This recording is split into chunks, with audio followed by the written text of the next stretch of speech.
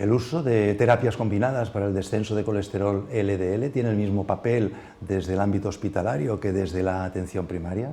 Sobre este tema nos van a hablar los doctores Juan J. Marit y Javier Montoro.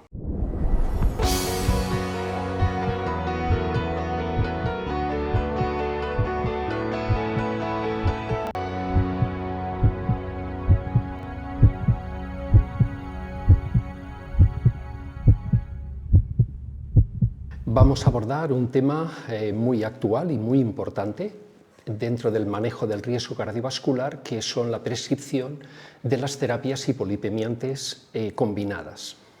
Bueno, lo vamos a hacer desde dos puntos de vista necesariamente complementarios, desde atención primaria y desde asistencia hospitalaria.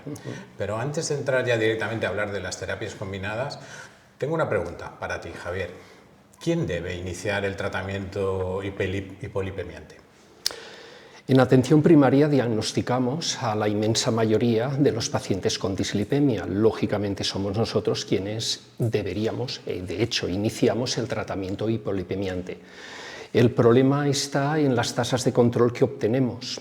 Y de esto tenemos muchísimos estudios que nos demuestran que los objetivos terapéuticos que establecen las guías están muy alejados de la realidad, de lo que realmente conseguimos. Sí, en el fondo, perdona que te interrumpa, no solamente vosotros no conseguís tasas elevadas. Evidentemente, todos los estudios nos dicen que no es un problema exclusivo de primaria, ocurre en todo y de hecho, conjuntamente, tanto primaria como especializada, no conseguimos niveles de control en los pacientes de mayor riesgo ni tan siquiera del 30%, y eso a pesar de que cada vez disponemos de más y más herramientas terapéuticas para conseguirlo. Pues me vas a permitir que te haga la pregunta del millón, ya que me lo has, digamos, centrado perfectamente en el área. ¿Qué podemos hacer para que eso no sea así?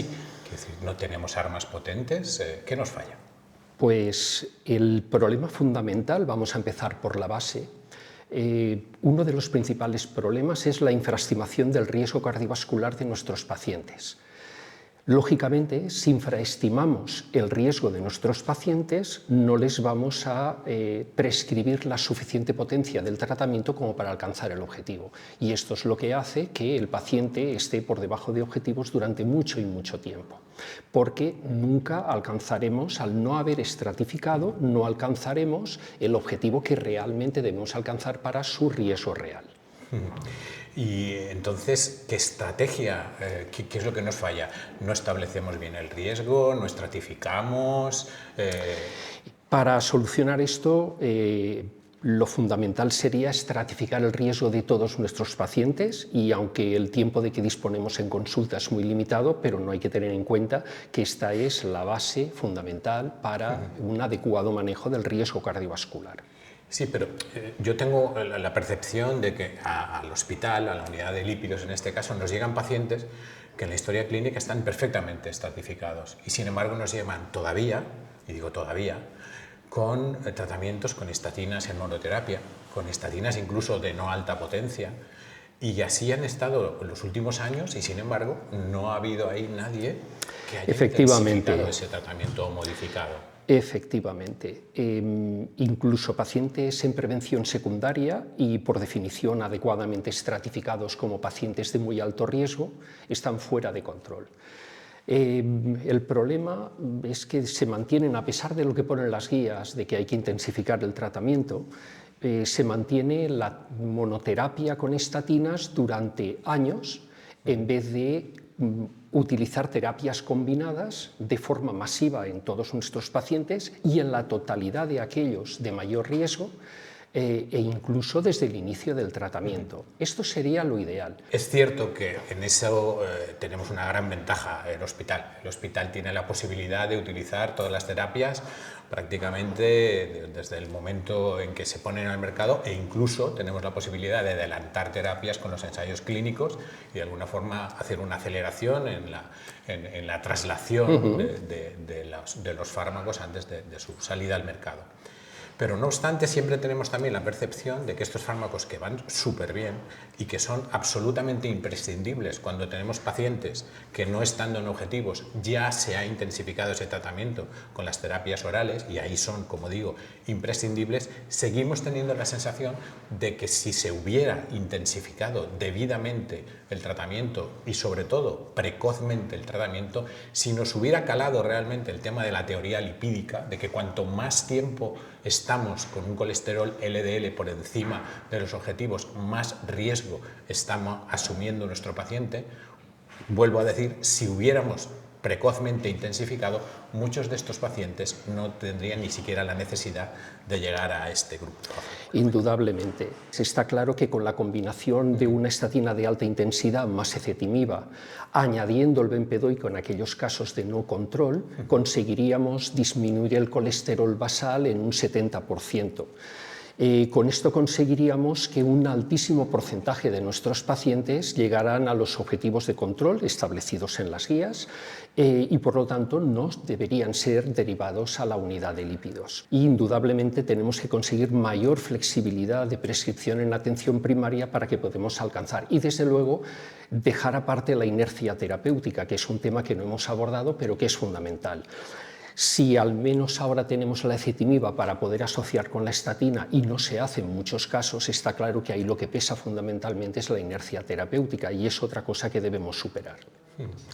Pero en el fondo acabamos siempre un poco quejándonos de la administración, pero ya tenemos suficientes mimbres para hacer un buen cesto, ¿de acuerdo? Y a veces yo creo que el problema lo tenemos más nosotros. Las propias sociedades científicas a veces debaten entre cómo iniciar los tratamientos, ¿no?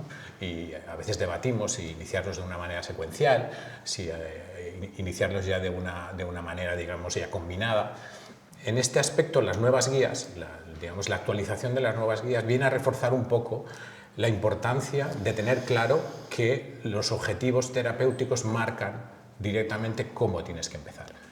Si con lo que, digamos, la industria farmacéutica te dice que sus fármacos van a poder reducir, tú ya sabes de antemano que no vas a llegar a objetivos, desde luego no tiene sentido empezar con una terapia que no va a llegar a objetivos, esta terapia secuencial. ¿De acuerdo? Por tanto, en estos pacientes claramente debería empezarse por terapias, digámoslo así, combinadas. De hecho, estas actualizaciones, una de las cosas más importantes que nos recalcan es que en los pacientes con un infarto agudo de miocardio, con una cardiopatía isquémica aguda, debería el hospital, debería el servicio de cardiología o el servicio donde esté, antes del alta hospitalaria, introducir ya una terapia de forma absolutamente precoz, de forma muy intensa y de forma mantenida. También es cierto que nos recalca un concepto también bastante importante y que a veces genera un poco de discusión entre primaria y hospitalaria. Y es que nos dice, vale, usted sabe dónde quiere llegar, sabe qué necesita para llegar y usted lo pone, pero usted cita al paciente en un año, cuando a lo mejor el paciente en 4 meses ha tenido algún problema con la medicación y lo abandona.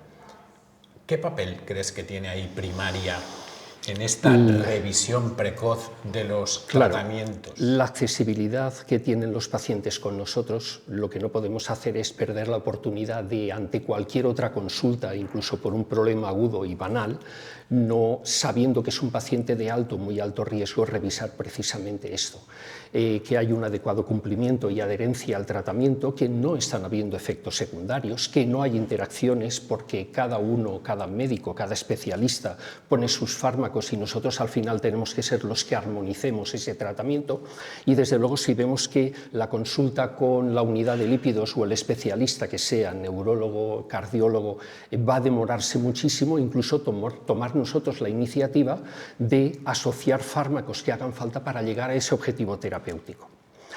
A pesar de las limitaciones, está bien argumentado que en pacientes de alto y muy alto riesgo las trabas administrativas son, pero bien argumentadas, se pueden salvar. Por lo tanto, pienso que en pacientes de alto y muy alto riesgo, todo paciente debería llegar a la unidad de lípidos, al menos con la triple terapia. Muy bien, ya un poco por finalizar y no extendernos, no sé si estarías de acuerdo conmigo, voy a intentar hacer un poco resumen. Importantísimo la estratificación, importantísimo saber a dónde tenemos que llegar, importantísimo saber esa magnitud de la reducción que necesitamos, y eso es lo que marcará claramente si terapia combinada o terapia secuencial. Con la gran ventaja de la terapia combinada, que aquí no tenemos una curva en J con esta variable que es la LDL, y que tenemos que tener claro que si nos pasamos de objetivos, siempre hablamos de objetivos de mínimos. Si está más bajo, todavía será mejor. Como resumen final, terapia precoz, terapia intensa y terapia mantenida. Totalmente de acuerdo. Las últimas guías focalizadas de 2025 establecen el uso de terapias combinadas desde fases muy precoces en el abordaje de los pacientes con riesgo cardiovascular. Pero tratamos personas, no números.